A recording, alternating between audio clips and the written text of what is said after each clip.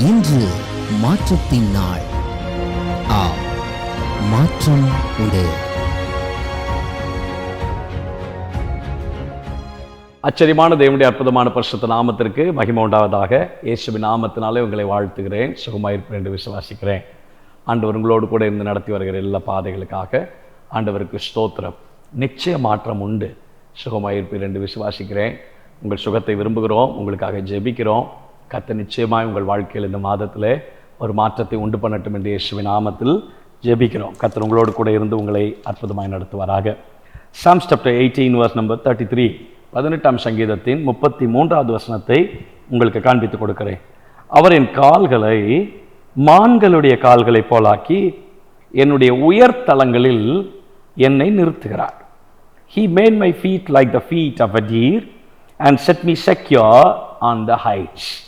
என் கால்களை மான் கால்களை போலாக்கி என்னை உயர்தலங்களிலே என்னை நிறுத்துகிறார். ஆண்டவர் இன்றைக்கு உங்களுக்கு சொல்லுகிற ஒரு அற்புதமான ஒரு வார்த்தை, கர்த்தர் உங்களுக்கு என்று ஒரு உன்னதமான ஒரு பாதையை, ஒரு உயர்ந்த பாதையை ஆண்டவர் நியமித்து வைத்திருக்கிறார். அங்கே ஆண்டவர் உங்களை கொண்டு போய் விடுவார். அதற்கு நேர ஆண்டவர் உங்களை நடத்துவார். பாஸ்டர், எனக்கு நிறையா விஷன்ஸ் இருக்குது, நிறைய பிளான்ஸ் இருக்குது, நிறைய திட்டம் இருக்குது, நான் கூட சில ஐடியாஸ்லாம் வச்சுருக்கிறேன்.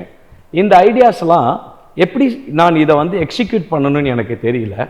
இது சக்சீடாக மாறுமா, அந்த மாதிரியான கேள்விகள் எனக்கு உண்டு. ஆனால் என் பிளான்ஸ் எல்லாம் நல்ல பிளான்ஸ் தான். அதுலேயும் இன்னும் ஒரு படி மேலே போய் இதெல்லாம் ஆண்டவர் கொடுத்த ஞானத்தில் தான் எனக்கு வந்ததுன்றதுலேயும் நான் விசுவாசமாக இருக்கிறேன், நம்பிக்கையாக இருக்கிறேன்.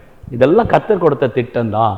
இதெல்லாம் ஆண்டவர் தான் எனக்கு இந்த பிளான் கொடுத்தாரு, ஆண்டவர் தான் எனக்கு இந்த திட்டத்தை கொடுத்தாரு. ஆனால் நான் இன்னும் மேலே உயரவே இல்லை.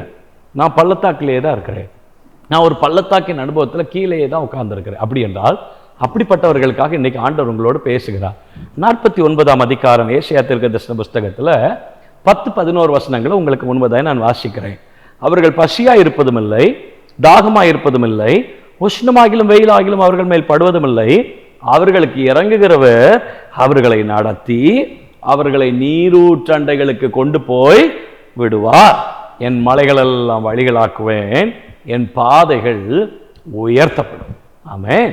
ஆண்டவர் இந்த நாளில் உங்களுக்கு சொல்லுகிற வார்த்தை, நீங்கள் பள்ளத்தாக்கின் அனுபவத்தில் இருக்கலாம், ஆனால் கர்த்தர் உங்க பாதையை உயர்த்தி நீங்கள் போக வேண்டிய அந்த உன்னத இடத்துக்கு உங்களை நடத்தி கொண்டு போவதற்கு ஒருவர் உண்டு.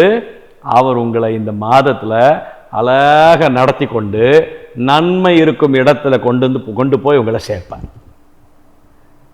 என் வாழ்க்கையில் எந்த நன்மையுமே வரல, என் வாழ்க்கையில் எந்த நன்மையுமே என்னை தேடி வரல, நான் அதை அனுபவிக்கவே இல்லை.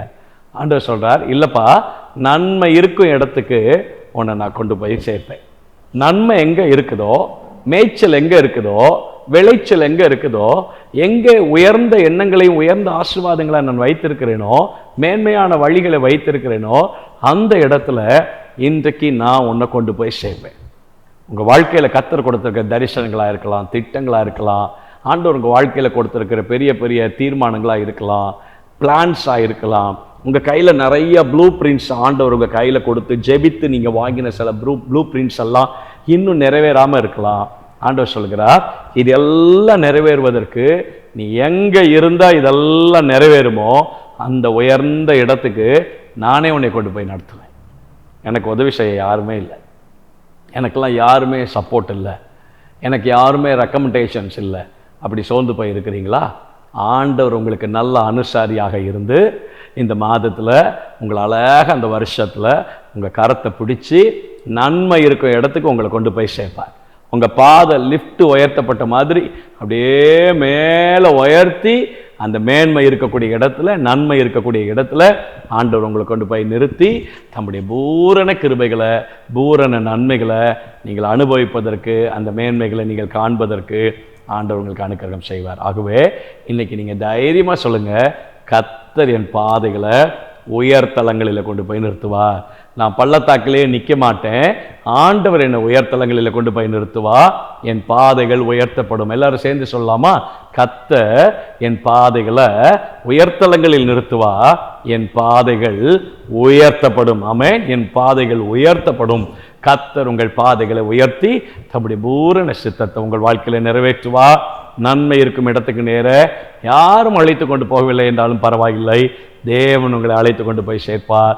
எல்லா பிளான்ஸையும் இந்த வருஷத்தில் உங்கள் வாழ்க்கையில் வெற்றிகரமாக நடத்தி கொடுப்பார். தேவனே, இயேசுவின் நாமத்தில் உம்முடைய பிள்ளைகளுக்காக ஜெபிக்கிறோம், கிருபையுள்ள கரங்களில் தாழ்த்துகிறோம். தேவன் நன்மைகளும் கிருபைகளும் மேன்மைகளும் பிள்ளைகளோடு கூட இருந்து ஆசீர்வாதமாய் நடத்துவீராக, பெரிய காரியங்களை செய்வீராக. தேவன் நன்மை உம்முடைய பிள்ளைகளோடு கூடவே இருக்கட்டப்பா. எங்கள் பாதைகளை உயர்த்துகிற ஆண்டவர், எந்த மனித உதவி எங்களுக்கு இல்லை என்று சொன்னாலும் தேவனுடைய ஒத்தாசையும் உதவி எங்களுக்கு இருக்கிறது. ஆண்டவர் அந்த உன்னதமான உயர்வுக்கு நேர எங்களை நடத்தி தெய்வ சித்தத்தை பூரணமாய் நிறைவேற்றுவீராக. கிருபையான ஆண்டவரே, உம்முடைய கருத்துக்குள்ளே எங்களை விட்டு கொடுக்கிறோம். இயேசுவின் நாமத்தில் ஜெபிக்கிறோம் நல்ல பிதாவே, ஆமென். God bless you. சொந்து போக வேண்டாம், தைரியமாக இருங்க. கர்த்தர் உங்கள் பாதைகளை உயர்த்துவார்.